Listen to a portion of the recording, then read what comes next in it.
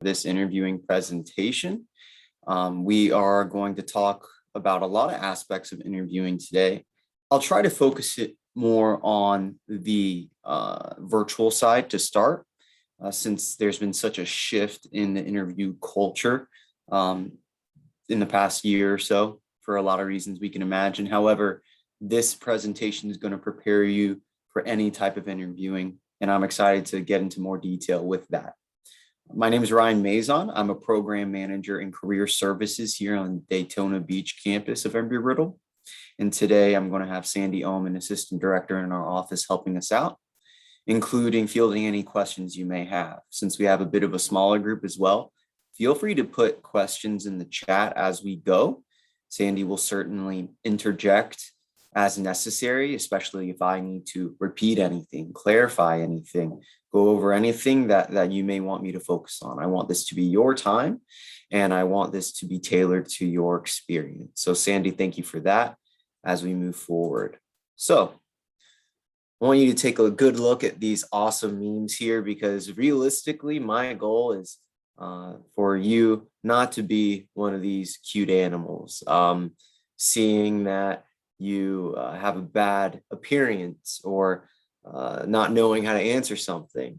Really, today we're going to talk about quite a lot of things, but ultimately, if I'm leading you in the right path, you won't be one of these awesome animals here. So to begin with interviewing of any kind, preparation is everything. You can see on the slide here that preparation can include a lot of different aspects that maybe you hadn't even thought of before. This can include doing research on the company. You got to understand the job, the company, and then with that being said, where you potentially could fit in, because that ultimately is what the employer, the interviewer, is trying to figure out, is if you are a good fit for the job, for the company culture and the team you'd be a part of, etc. A part of that would be to identify main strengths and experience that you have that would relate to the position. You're looking for those parallels there to see where you'd connect with strengths while using supportive evidence. To give as an example, for instance, anyone could say that they're a great team player, but you have to use some supportive, tangible evidence, such as an example, a story, to show that you are not only able to say you're a team player, but you show it as well. As part of the research, you will want to research your salary range, which if you reach out to your program manager within career services, they can give you some tips of negotiating salary or even resources to start when you are doing research for a salary range. We say that in your preparation, though, because often, even in preliminary interviews, it could be a 10-minute phone call, which we'll get to, but they typically ask, okay, we listed the range as 60 to 90,000 on the website. Did you see that? Okay, awesome. Does that sound good to you? They'll often ask that question just to ensure that they don't need to rule you out because maybe you want too much and they can't move forward with you. So you'll always want to at least know a range there based on your research, and you'll want to be modest with it as well. That won't be the time that you need to negotiate salary, but that'll certainly come later. Again, you can talk to your own program manager in our office more about that. Another way to prepare, if we're talking more physically and in-person interviews, is to try on your suit, even to know where you're interviewing. I know I've done that before, where not the night before, but the week before, I'm trying on my suit because it ended up my jacket didn't fit anymore. So I had to take time in my week to find a good tailor and have her help me figure out how to best fit on my suit. A lot of people try on their suit the night before that they hadn't tried on in years, and that causes a lot of issues because if you need adjustments before you fly out in the next morning, that'd be pretty hard. So make sure you do all the physical stuff more than the night before or day before. It's also good to know that the interview process nowadays can include different types of interview questions, whether it's a general aptitude test or maybe a demonstration dependent on the job you're applying for and the field you're applying in. So keep that in mind with some of the samples there on the right-hand side of the slide. Now, with all that being said, you can always ask the recruiter, the scheduler you're working with, anything you may want to know. That could include who you're interviewing with. It could include where you need to go, what the schedule is, et cetera. Hopefully, they're able to provide all that information you need in the front end, but never be afraid to ask. It would show your diligence as well. So when you prepare, a part of preparation or a good next step would be to practice. So no matter if it's in person or if it's virtual, this is really where the rubber meets the road. And this is the content of a great interview, is really how you answer, how you are, AKA presence that you see towards the bottom of that slide. So the structure of an answer to start is first and foremost clear. It's also concise, as in you don't need to share a novel about a question. Maybe you have a lot to say with an answer, but really think about what is the necessary information I need to give to said interviewer. You can use examples that are stories, but none of your answers should be longer than a minute, minute and a half tops. If you read the interviewer's body language and you can see they're squirming a bit and their body language seems impatient, it's about time to wrap up your answer so that they can move on to the next question. And then with presence, think about just your energy that you give off without saying anything. Again, that's often communicated with body language, and you'll hear me emphasize body language a lot because that's most of language itself, most of communication is body language. So we really need to be weary and aware of that. And that's why we encourage you to practice by doing a mock interview that you can set up as an appointment in a handshake with your program manager. But if you practice on your own, it could certainly increase your confidence as well. Now, how do you practice on your own? It may seem awkward, but you could start by practicing interview questions and recording yourself.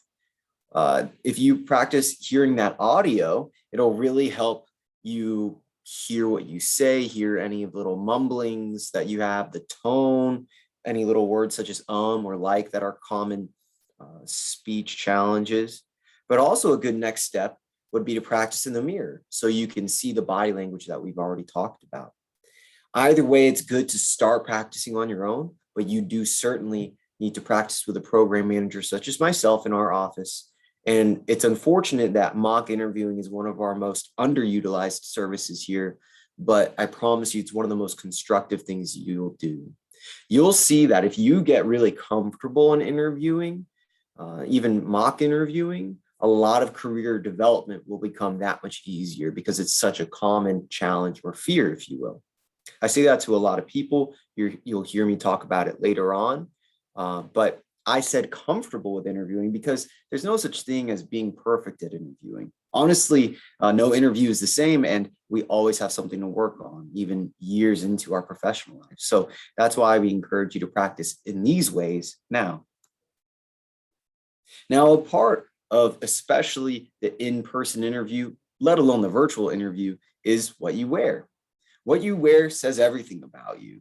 If you plan on going to an expo or professional conference, such as our big expo coming up on October 12th, you'll see that as you walk up to an employer, your energy, but also how you dress and what that says about you is going to introduce you way before you get close enough to them to handshake or pitch your elevator speech. So make sure what you wear is professional. And we have some examples of standards here on this slide. So that includes suits, so button-down shirts that are neutral. So maybe a light blue or a simple white or off-white is a great foundation. The tie can pop, but we don't want anything to be too distracting, including the tie as a good example. I've seen people do really zany or really distracting designs on their tie, and sure, that's an icebreaker, if you will, but it's not always considered professional, especially in our industry, aviation and aerospace. You got to imagine the audience. So the culture of aviation and aerospace often is more conservative than other industries. Keep that in mind because what you wear should reflect that conservative aspect of the culture. So we talked about the color, we talked about the shirt. the suit jacket and or bottoms should be a darker color. So I always tell people like a black, a dark gray, dark navy blue, nothing too light. It shouldn't look like you're going to Easter service or anything. But again, overall, whether it's accessories, the colors, the patterns, nothing should really distract from you in all looking like a professional in a professional work environment. And that includes your shoes too. They should be matching a belt that you may have on, but either way, they should be clean. I think that's a bigger deal. And of course, match color-wise to the rest of your outfit.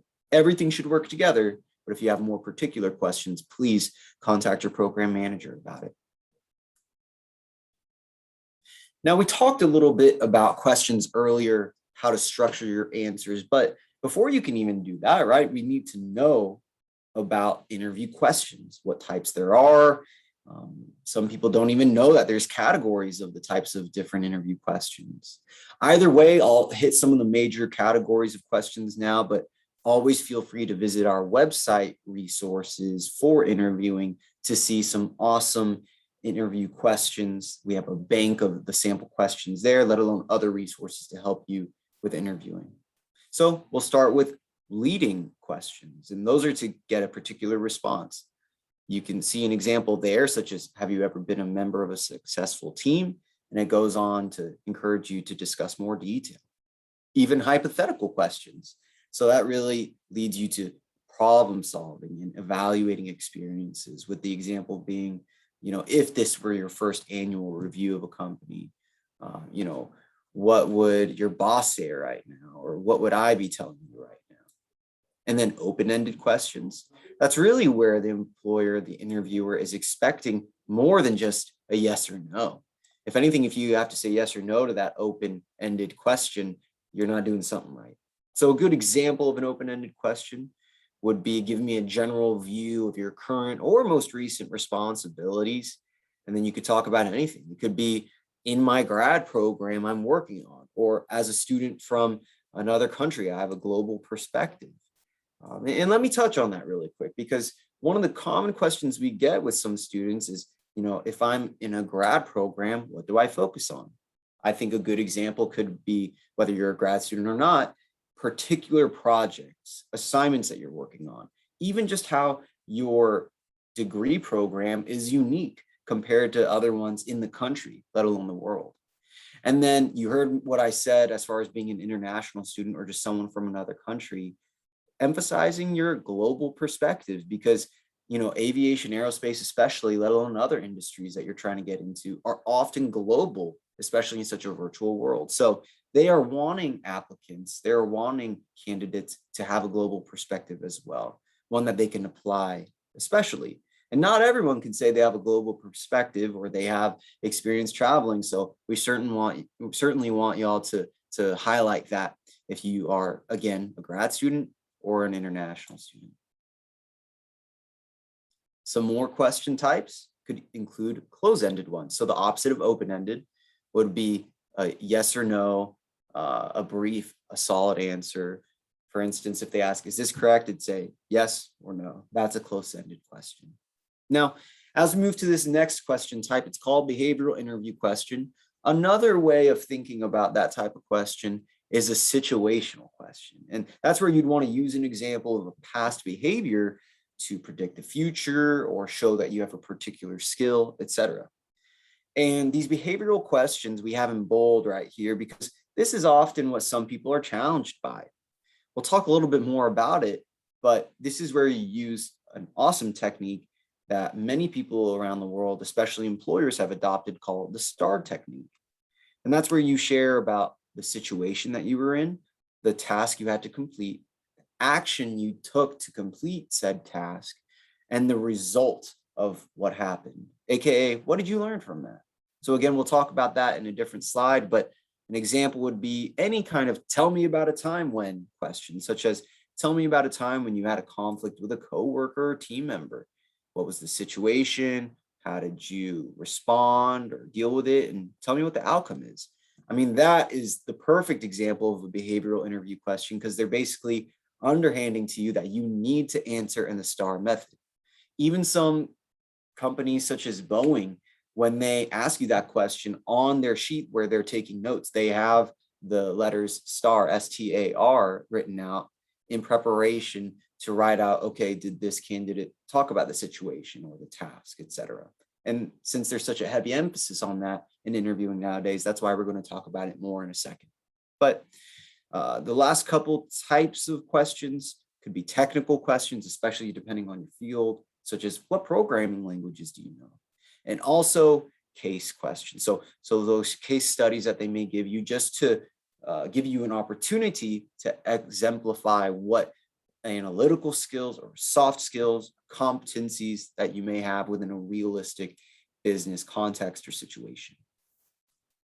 So with all that being said, let's touch again on that situational/behavioral interview question. This gives you a little bit more context. So the situation again, where you set the stage that the interviewer can relate to for your answer. Then that task, I consider that sometimes, what was the mission? And that's where you'd want to describe it positively, what the task was at hand. And that action is very important. It's really the action that you describe to resolve the issue or problem, to complete the mission, if you will. And I think more importantly is the result. So you'd want to explain the results, but it's even okay to explain like, yes, we utterly failed that project, but this is what I learned.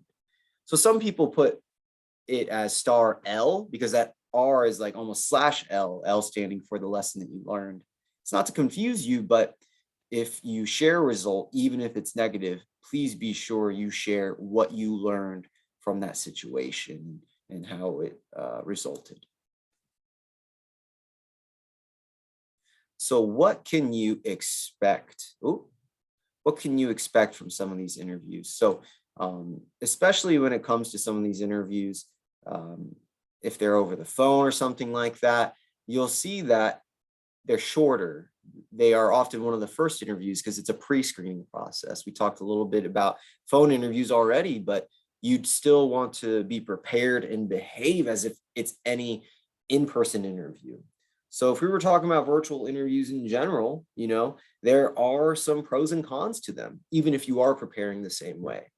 One pro, for instance, if I was on an interview with you right now, I'd be able to have a cheat sheet in front of me, actually multiple.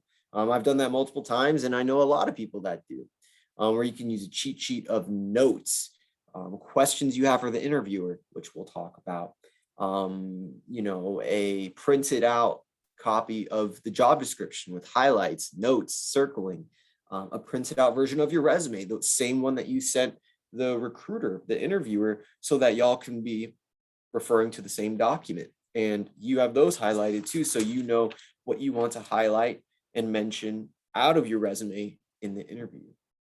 One con, though, about any kind of virtual interviewing, whether over the phone or video, is that you can't really read nonverbal cues. Again, that body language that is so much easier in person. You don't have that. But luckily, you can see a little bit of it with video interviewing, as you can see right now, even with me. On the phone, you can't see it, but you'd really want to focus on tone. So that's one way to think about it and one way to overcome that challenge if it has to be virtual to some extent. And with that being said, since you can't get all that information from nonverbals and stuff, always feel free to ask if they can clarify the question, or what did you mean by that? Or repeat the question back or say, I hope I'm understanding that correctly. That's always okay in any interview. If anything, it shows that you're vulnerable enough to basically say, I didn't understand that, or I didn't hear it. Can you please repeat? Because that's what you're going to have to do on a daily basis if you're working with the interviewer or any part of the team. So it's good to expose that early, such as in the interview. Now, with virtual interviews, you will want to go to a room free of distractions or interruptions that has a good internet signal and good signal for your phone too, even if it's just a backup. You'd still want to dress professionally, even if they can't see you, even if they can only see your top half. We get a couple questions about that, like why would we dress up for a virtual interview or a phone interview? A couple reasons. Psychologically, you can read the research on it, that if you're dressed professional, you will act and therefore speak professionally. Secondly, some people just want to, wear professional from the top up. But I know so many people that maybe they're wearing PJs or something a little bit more risque. And if they get up to grab a pencil or something, they show a little bit more than they want. So be very careful of that. You should be in full business professional dress. And if it's virtual, if anything, you only have to wear that for about 30 minutes to an hour. And then afterwards, you get to take it off as opposed to an in-person one. So it shouldn't be a big deal. And it should be an expectation and standard you have when going into any interview. Now, it's important to be mindful of some of those technological considerations. So if it's video or phone, you don't want to speak directly into the phone. You don't want to be chewing gum in any interview or smacking or being any kind of distraction. That's the same thing with lights. You can see how my room is well lit right now. You can see my face.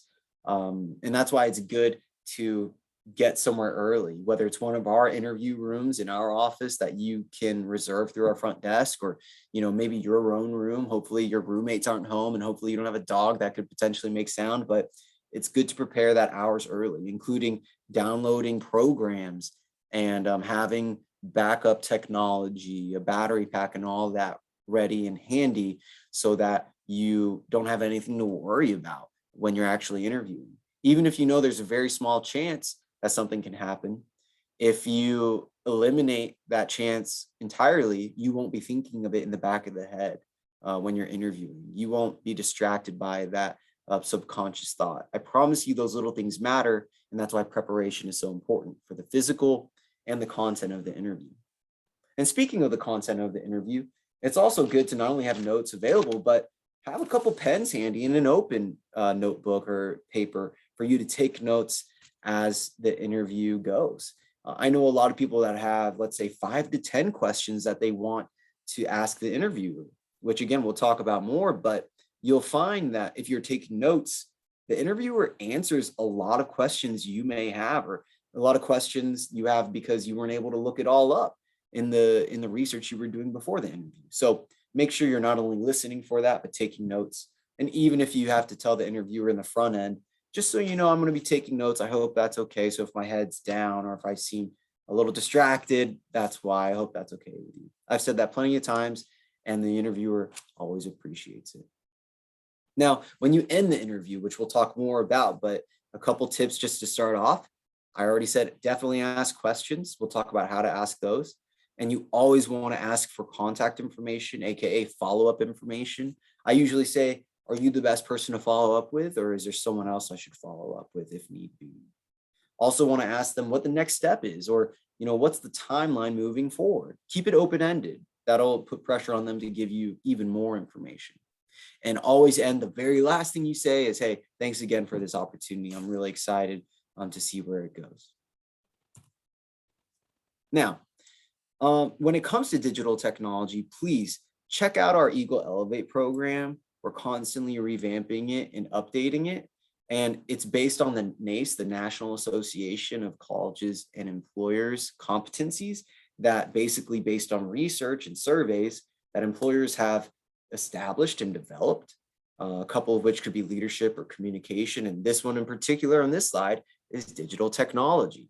So make sure that you check that out, because that's how we are all on the same page of what to work on and highlight when interviewing with employers. So to focus on the digital technology side, as you can see defined there, you really show that competency if you're able to navigate video interviews particularly well. Video interviews can be web-based. So if we're talking about Zoom, which is a very common one, but I've even heard of ones on FaceTime or other third-party sites or platforms such as GoToMeeting, etc. Or what's becoming more common with bigger entities, bigger companies, is something called video or digital interviewing. And that's when, if you haven't heard about it before, that's when they send you a link, the employer sends you a link, and it brings you to, let's say, 10 questions where you actually have to record yourself, and you're not facing an interviewer, you're not even interacting with any person, but digitally speaking, you see 10 questions and you click a record button, and then you see yourself and you record your response. Now, sometimes they give you 3 tries. So if you don't like the first one, you mess up, you're like, okay, let me try recording again. But be careful, because a lot of the times, if you don't like your first take and then you go to the second take, that first take is gone. So let's say you don't like the second take. Now you have one more try to give your best response because you can't get those one or two back after you move on to the next one. So something to keep in mind. For some people, they like it because it's just them. They get multiple chances. They see the questions laid out. They can easily prepare, especially if they give you it a couple days, a week in advance before you actually have to submit it. That's a new way of doing it for bigger companies, but I promise you, if you prepare more so like it's an in-person interview where you don't know the questions, something like digital interviewing, as common as it is, will be that much easier. So more tips for success, especially for video or digital interviewing, is to make sure your equipment in general is working. I know I already mentioned that, but that could include your camera, that your microphone works. One thing that I do that is fun is I always contact my brother, a friend, a past supervisor, to not only talk about what I'm preparing for, what the position is, what the interview is going to be like if I know, but to just practice using my technology. It's a good way to rekindle relationships, but you do need to practice. And even before that, make sure the program is downloaded, that, like I've mentioned. I mentioned considering your surroundings as well. That could be light. That could be, making sure your background is professional, non-distracting, clean. I have seen so many college students basically doing their interviews from their dorm room, from their residence hall, from a crowded place, a public place that has a lot of doors closing and banging and, loud voices. Obviously, all those things are a distraction. So we want to prepare more than a week in advance of either telling your roommates, hey, I'm going to be doing an interview this day, this time, or coming to our office to secure an interview room. Again, make sure you're dressed for success and make sure that your camera view is showing what you want it to show, but that shouldn't be a worry if you're completely dressed professionally, right? And again, you want to practice as if it's face-to-face. I mean, you want to practice in general, right? But you'd want to prepare any documents that you may even bring in person, again, with the notes, notepad, and even a ledger. Usually you bring those in person. That could be a ledger where it's more professional, like a leather-bound book where you can put notes, pens, little pockets for business cards that you ask for after. That's a good thing to house all your notes and whatnot, especially for any kind of interview, including virtual. Now, I talked a lot about questions that you can ask, and there are some examples there, opportunities of growth. You, of course, would want to tailor it. So you'd want to tailor any of your questions, your interview in general, to the job, the company you're interviewing with. But with some of these examples, there's often a more specific way you can ask it, right? So keep that in mind as you work through those and prepare that. And again, even on your notes, what I do is I make, let's say, 3 to 5 questions for the interviewer, and I even rank them.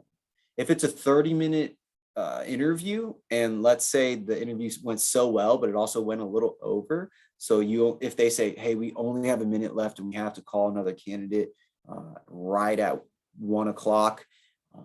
Do you have any questions for us? Now I know, okay, I already ranked my questions beforehand, and I know I really need to ask my number one being the most important. So now okay, I can ask the rest of the questions that I have when I follow up, but the one question I need to ask, since I only have time for one question, is XYZ.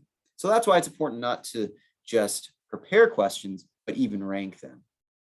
Now, I've talked a lot about questions to ask, but check out that right side of the slide to see what questions you should avoid. That can include bringing up salary first, and with salary negotiation strategies and the research behind it is that you really need to let the employer bring up salary first, because in a social interaction like that, if they bring it up first, you are, now at a higher power socially. More to come with that, especially if you approach your program manager about it, because that's a whole presentation in and of itself that we'll have programming for later this semester. But you definitely don't want to ask questions like, how much vacation do I get? Or do y'all do random drug tests? Think about what that says about you, and think about, how irrelevant that is and how non-specific that is. Be very careful, because this is the last impression you are leaving, is really the questions you're asking. So you not only want to write out questions beforehand, prepare, but maybe you want to base it on research you couldn't find. I often encourage applicants to ask questions based on, hey, what do you value? So one thing that I value is what the work dynamic is like. I really appreciate a family style work dynamic in the office. So if that's a value of mine, I want to ask about the work dynamic. And that's not something I can really research all the time. If I don't know anyone with the company or working in said department with that particular team, I won't really know. So it's my time to interview them just as much as they're interviewing me. And remember that you are interviewing the employer, the interviewer, just as much as they're interviewing you. Maybe 85% of the 30 minutes you have, they're asking you questions, but you get to ask them questions too. And the pressure is on them. That's why these questions are so important, some to avoid, but definitely some to ask, because they are now having pressure to answer these questions, or if they don't know the answer, have to follow up after the interview to figure out someone that can answer the question. So hopefully you see the value in question asking and asking the right questions at that. Now, after the interview, I would say that you always need to write a thank you letter or email, if you will. Email probably being the more common one, but I know people that send a thank you email and send a little thank you note. That doesn't have to be a letter, literally, like back in the day with snail mail, but you can send something on good card stock that is more of a thank you note through snail mail to the office. And you could always look up the office address, or you could ask when you follow up what the address is so that you can send thank you notes along with your thank you emails. But either way, that initial follow-up and thank you email needs to be sent within 24 business hours. That's really the best. Some people say 24 to 48 business hours. I would say please try to do it immediately, but definitely within the first business day if you can. When you write that, you can focus on what you enjoyed. You can focus on some of those last 3 themes that you want to highlight from your interview that either you want to emphasize again, or maybe you didn't get to highlight during the interview. That's honestly a good plan. But either way, you don't want to summarize the conversation, and keep in mind that you need to be memorable as well. I was the one that interviewed for this position at this time, at this place, if it's in person. And I'm the one that made the joke about my shirt, or just something unique so that they remember you. Please be respectful of the fact that a lot of these interviewers are recruiters, and their job is to interview literally hundreds of people in a month or something like that. So standing out is obviously important, but try to make it easy for them to remember you. I promise the easier for them it is, the easier it'll be for them to really pass you along to the next step or to be hired. And always that's the goal. So after the interview is done, after you've sent the thank you letter, email, etc., let's say a week or so goes by and they had told you when you asked about the timeline moving forward that we'll let you know by the end of the week if you get the job or not. So yes or no. So let's say it's almost 2 weeks later and you've heard nothing. You need to follow up. I think writing the thank you letter is one of the most forgotten things, but definitely the follow-up as well. I would say they go 1 and 2 and they go back and forth as far as our observations with students and alum. You have to write a thank you note just as much as you got to write some follow-up interaction, whether it's over email or calling them as well. You could do both, but it's very important. Just because you maybe slip through the cracks with the recruiter, again, don't take it personally. It's part of their job. They try to keep up with all of them, but sometimes it just takes a little poke, a little reminder via email for them to say, oh yeah, loved that candidate. I thought I did email it to the hiring manager or email their application to HR for processing. So sometimes it takes that little reminder to do it respectfully and professionally. That's all we can ask, no matter what you do. If you do it respectfully and professionally, you're good. You're not doing anything wrong. So, it doesn't hurt your candidacy to follow up, but it does hurt your candidacy if you don't. Keep that in mind. And if you do follow up, it's also showing that you're eager to start, that you have willingness. And even if, you get denied, you can always ask for feedback. Keep that in mind too. I know a lot of people that are so crushed from being denied that they forget to ask for feedback. And my brother went through this recently. After me encouraging him to ask for feedback, he actually got feedback, which a lot of times you won't, because maybe it's against their policy to even respond or anything like that.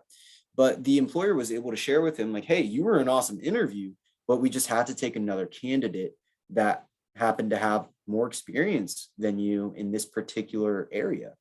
So as discouraging that sounds, now my brother knows, okay, my interviewing skills are on par, but I just got to work on getting more experience before I apply with the company for that position again. So now he knows it's objective rather than going forward and taking it personally. Because if we take things personally, that's not constructive. If we take things personally, even subconsciously, we'll be more focused on the emotion rather on the objective challenge we need to overcome. So keep that in mind. And with that being said, if you don't hear from them, that's why you follow up, right? But keep in mind, there's a lot of objective reasons why that happens. I mean, we all have been through the pandemic. Maybe you didn't interview during it, but you'll see that a lot of budgets changed. So whether it was frozen or diminished, that means a lot of the time they can't hire like they had before, or maybe the company's personnel changed. So maybe that position you want to get or that you applied for and interviewed for doesn't even exist anymore. I mean, we've heard it all. So that's why it's good to follow up and show your interest, but also just to get some closure, get some explanation.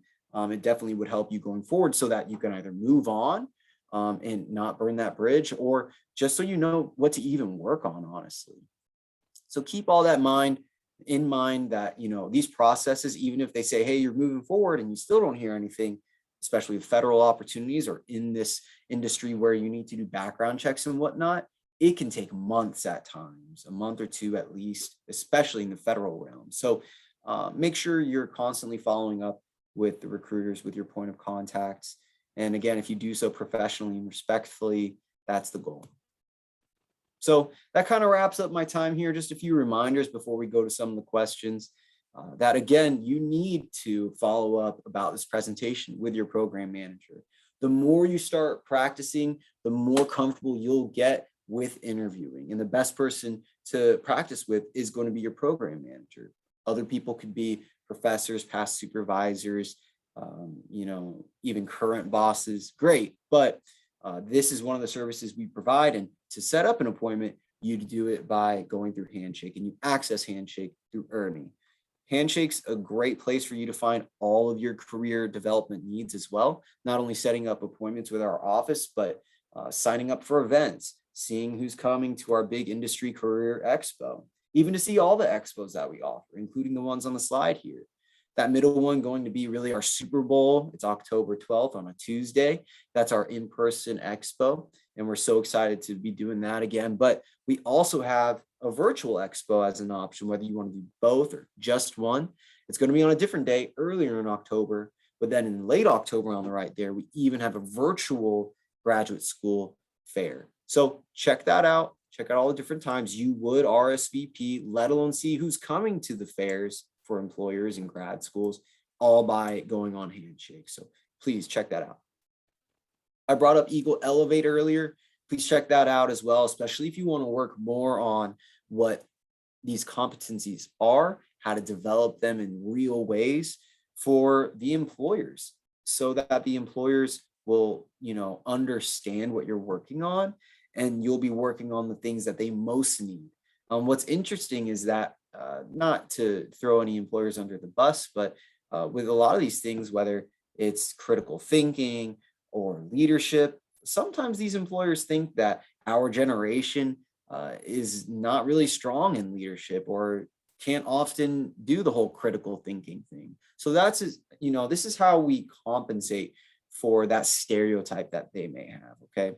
Sure, it's not okay that stereotypes are against us, but this program is, again, how we compensate for that, how we prove them wrong.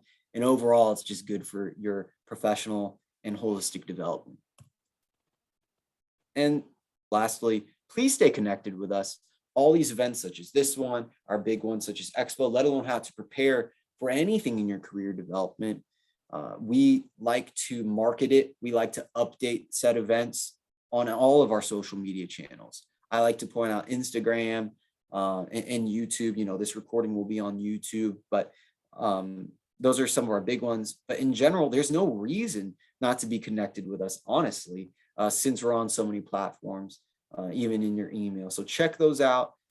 For instance, if we have an in-person event and we have to cancel it or update it, change a room, change a time, one of the first things we do is we change it and update it on Instagram so you can see, let alone the other social media platforms. So please be in tune with those. It may be, or it may seem like a lot of updates nowadays because we're leading up to the expo, and that's always a fun time. But in general, it will help you even in the future, even when you become an alum. So check that out.